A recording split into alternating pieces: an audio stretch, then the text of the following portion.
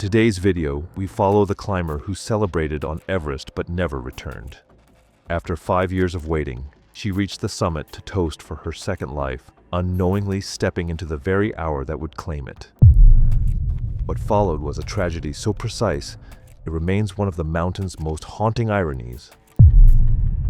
It was May 21st, 2014, on Mount Everest's southeast ridge, just below the Hillary Step, where the route narrowed into a slanted corridor of exposed rock and fixed rope at roughly 28,700 feet.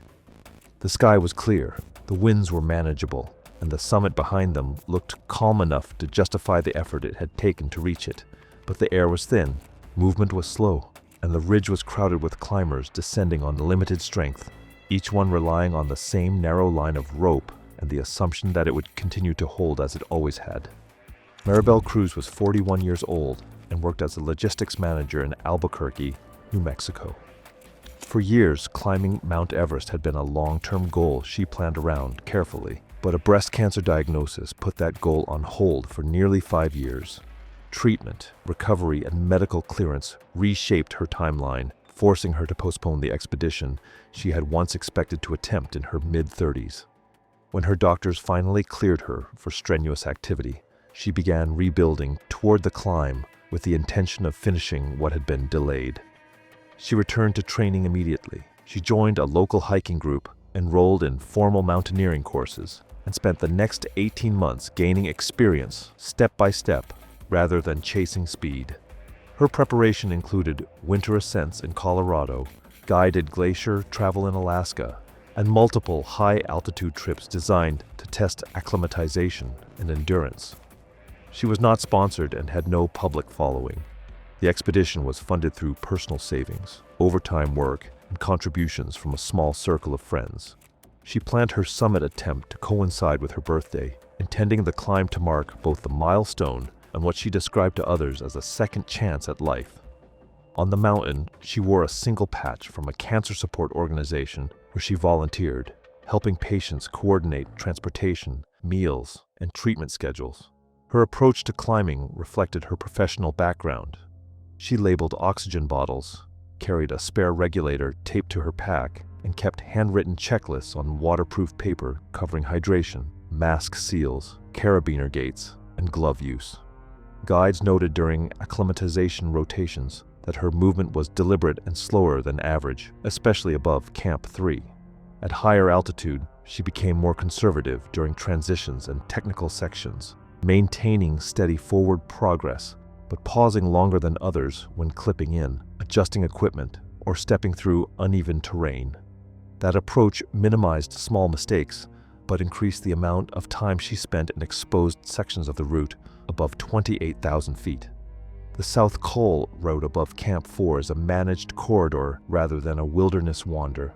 Fixed ropes are installed early and maintained by a mix of guides and high-altitude workers. Those ropes are anchored into snow and ice with pickets and screws, and into rock where the route crosses exposed stone. Climbers clip in with ascenders or carabiners and move like traffic on a rail. The system prevents small slips from becoming long falls, but it is not designed to absorb big shock loads. The most dangerous part is not the rope itself, it is what the rope touches. When a loaded line runs over a sharp edge, it can cut like a tool. Teams try to pad those edges, but padding can shift, get buried, blow away, or be removed by the constant sawing motion of climbers passing through. The summit push began late on May 20th at the South Col, a wide saddle of wind-scoured snow at roughly 26,000 feet. Headlamps flicked on across the camp in uneven clusters as teams prepared to leave, each group operating on slightly different timelines depending on oxygen supply, guide availability, and confidence in the weather window. The air was cold and dry, with temperatures low enough to harden surface snow, but not cold enough to lock the mountain completely in place. Wind forecasts showed a brief lull, and that was enough for most operators to commit. Movement out of Camp 4 was slow from the start. Climbers clipped into the fixed rope almost immediately, forming a staggered line that stretched upward toward the triangular face. Regulators hissed steadily as oxygen flowed, each breath pulling from bottles that had been calculated to last only so long at altitude. Standing still burned oxygen at nearly the same rate as moving, and delays early in the climb shortened the margin later on. As the line climbed higher, small interruptions began stacking up. One climber ahead stopped to tighten a loose crampon strap. Another leaned against the rope to catch their breath, forcing those behind to wait on the slope. A guide paused to check an anchor that had shifted slightly under load, calling for a brief hold while he reset it. None of these stops lasted long, but together they slowed the entire column. Climbers stood angled into the mountain, boots edging on hard snow, muscles tightening as blood flow decreased in the cold. Maribel moved with the same deliberate pace she had shown during earlier rotations. She stayed clipped in, advanced her ascender in short intervals, and avoided overtaking unless directed by a guide. Frost formed and reformed around mask valves throughout the climb, requiring occasional adjustments that added seconds at each stop. By the time the group reached the upper slopes below the south summit, congestion had become visible. Some climbers sat briefly on their packs while waiting for movement to resume, a risky practice at that altitude, but one that had become common during crowded summit pushes. Others remained standing, leaning into their harnesses and the rope, letting the system take some of their weight. Low snow conditions that season had changed the route in subtle ways. Rock that was normally buried was exposed, forcing climbers to place feet more carefully and reducing the number of usable stances. Guides were aware of these changes, but rerouting at that altitude was limited by time, manpower, and the pressure to move clients through the window. As dawn approached, the line slowed again near the south summit. Climbers transitioning from ascent to descent crossed paths with those still going up. Each delay pushed the descent later into the day, when fatigue would be higher and traffic heavier. Maribel reached the summit shortly after sunrise. The summit area was already crowded when Maribel arrived. Climbers stood clipped into the fixed line, waiting for space to step forward. There was little room to move freely. The summit itself offered only a narrow standing area, and climbers cycled through quickly, aware that staying too long increased congestion for everyone behind them. Another climber took a photograph for Maribel as she stood near the rope, her gloves still on, oxygen mask secured. She held a small piece of paper she had carried in a chest pocket throughout the climb. The words "still here" were written in thick marker. The photo took only a few seconds. She folded the paper back down, checked her mask seal, and clipped back into the line without sitting. Around her, other climbers were finishing their summit stops. Some raised flags or posed for longer videos.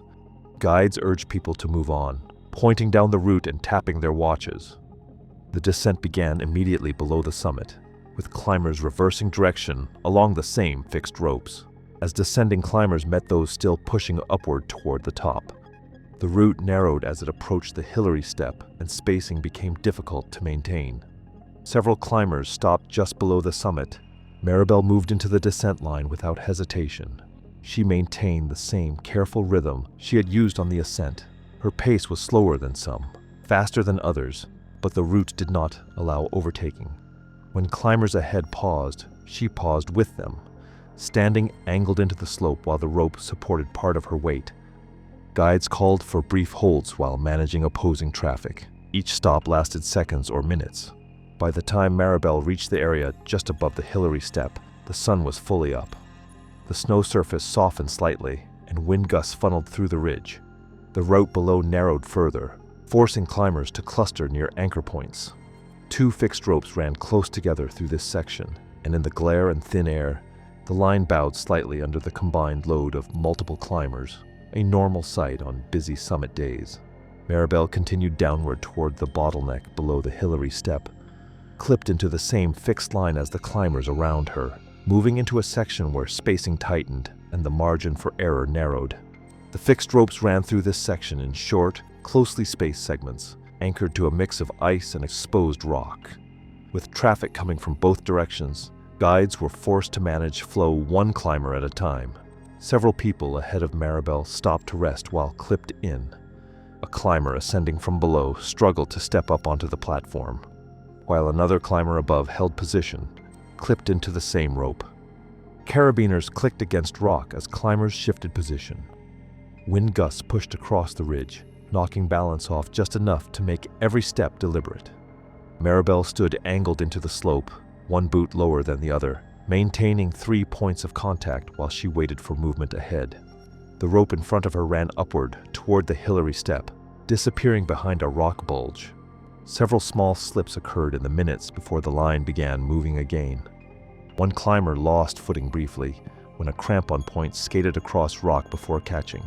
Each incident sent a short, sharp tug through the line, felt by climbers above and below. No one fell. Guides called for steady movement and spacing, but the terrain limited how much space could be created. Oxygen bottle changes continued in place. Empty cylinders were unclipped and lowered, while fresh ones were hauled up, valves opened and checked before masks were reseated. During each swap, the climber changing bottles remained clipped into the fixed rope, adding weight to the system.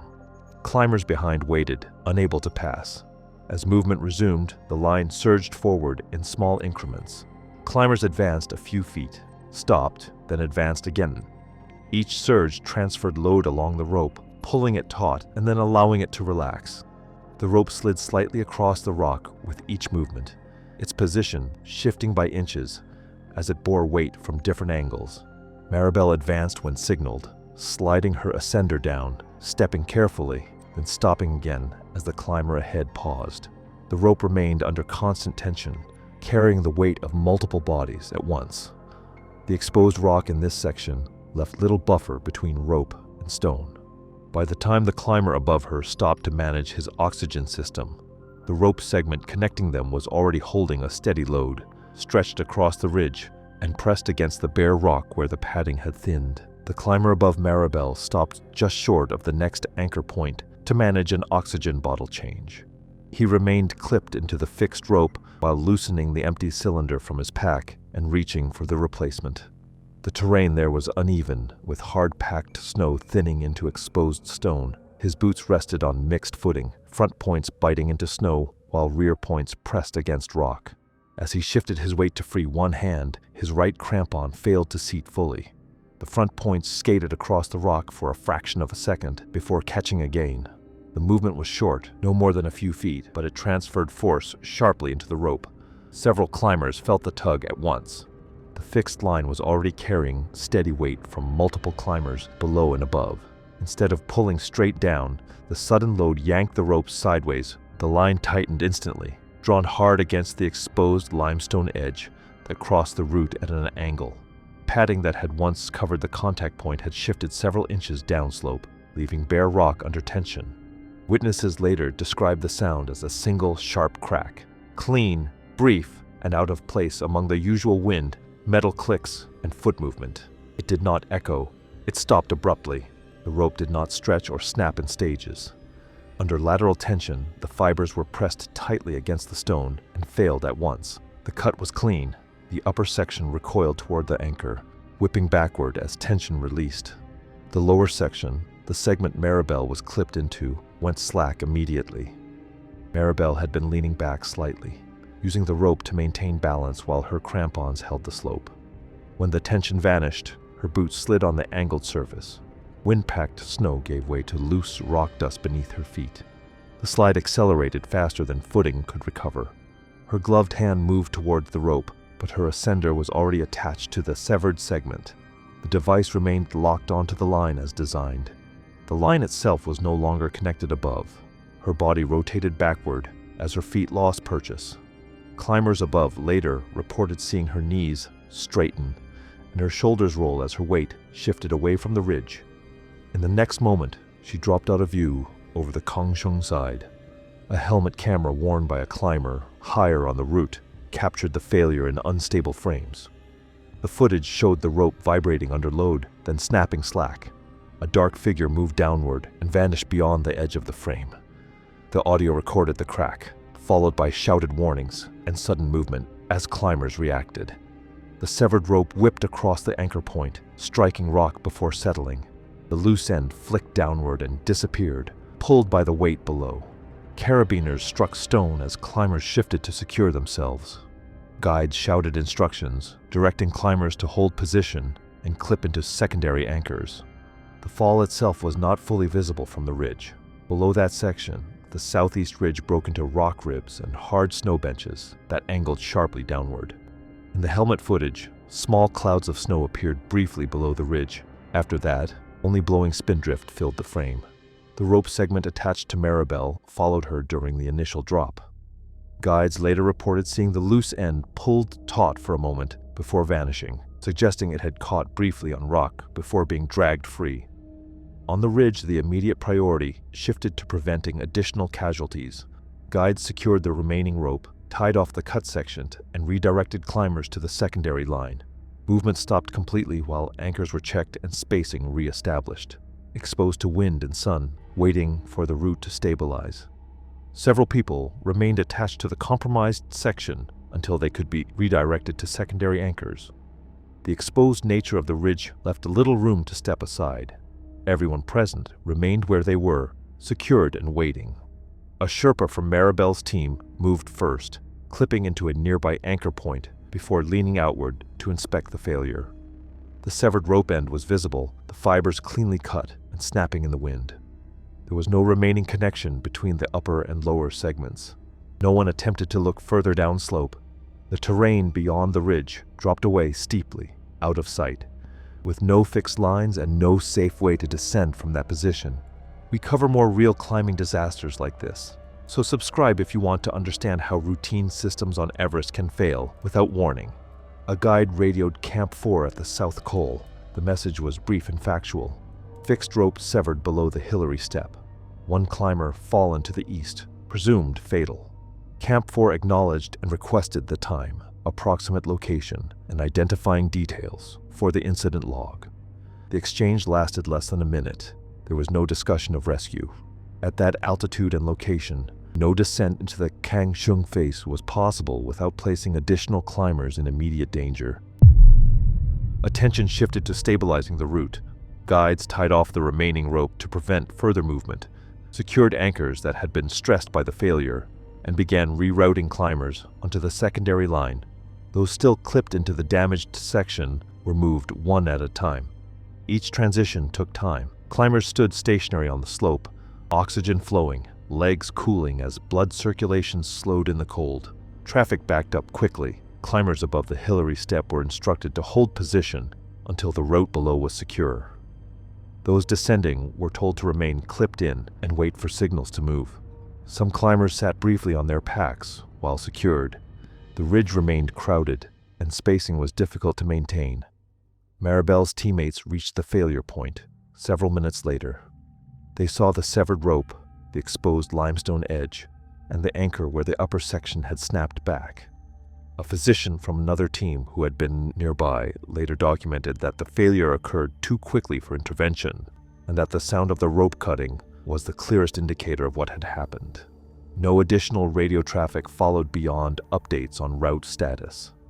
Camp 4 recorded the incident and notified the expedition operator's liaison officer, who began assembling details for authorities. The focus remained on moving climbers down safely before fatigue and exposure created further risk. The sun climbed higher, softening surface snow and increasing the chance of slips as the day progressed. As climbers resumed movement, guides continued to manage spacing through the bottleneck, limiting the number of people attached to any single rope segment. The exposed edge where the rope had been cut was treated as a hazard zone. Climbers were directed to pass through quickly, without stopping, and to avoid pulling the rope sideways across the rock. By late morning, most of the traffic had cleared the section. The ridge quieted as climbers descended toward lower camps. No recovery attempt was made from the ridge in the days that followed. The point where Maribel fell lay far below the standard route on the Kangshung side of the mountain, where the terrain steepened into broken rock and ice without fixed lines or safe access. Any descent from the ridge into that face would have required unclipping from protection and committing to terrain where a second fall was likely. As the season progressed, snowfall gradually covered the debris field below the ridge. Ice and snow accumulated in layers, burying equipment and any remains while the upper glaciers continued their slow movement downslope, carrying embedded debris with them. Within months, nothing from the fall site was visible from above, and the area remained inaccessible from the standard route. Nearly 2 years later, in the spring of 2016, climbers traversing a lower section of the Kangshung face reported weathered gear emerging from melting ice. The items were partially embedded and showed signs of long-term exposure, indicating they had been transported downward by glacier movement rather than recently lost. Coordinates were recorded and passed through the standard liaison process, and a small team was later authorized to document the site once conditions stabilized. The focus was identification and evidence collection, not full recovery, as the terrain remained too dangerous for the retrieval of a complete body. The medical examiner concluded the cause of death was fatal trauma from a high-velocity fall. The skull showed fractures consistent with immediate loss of consciousness. The cervical spine and upper back were broken, injuries that stopped breathing and heart control instantly. The rib cage, pelvis, and long bones were extensively shattered in patterns consistent with repeated impacts against rock. Internal organs and major blood vessels were torn, damage incompatible with survival, even with immediate medical care. The technical review determined the fixed rope had been cut, not snapped, consistent with a loaded line dragged across a sharp rock edge. Witness accounts and helmet camera audio confirmed a sudden lateral load. The official report cited crowd loading and exposed limestone from low snow as contributing factors. Her waterproof climbing notebook was recovered and later used by her cancer support group to fund altitude safety training. The family declined memorial climbs, and the case was closed with route modifications recommended. Thanks for watching. If you like these stories, click here.